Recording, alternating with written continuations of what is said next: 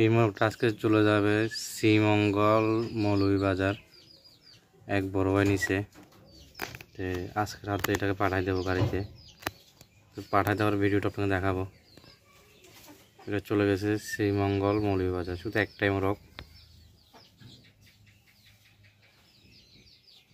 খুব সুন্দর একটা মোরগ, একদম চিকন চাকন, পা তেলতেলে কালো। উনি কালকে টাকা পাঠাইছে আমাকে, সম্পূর্ণ টাকা পেড করছে। আজকে তুলে দেবো গাড়িতে।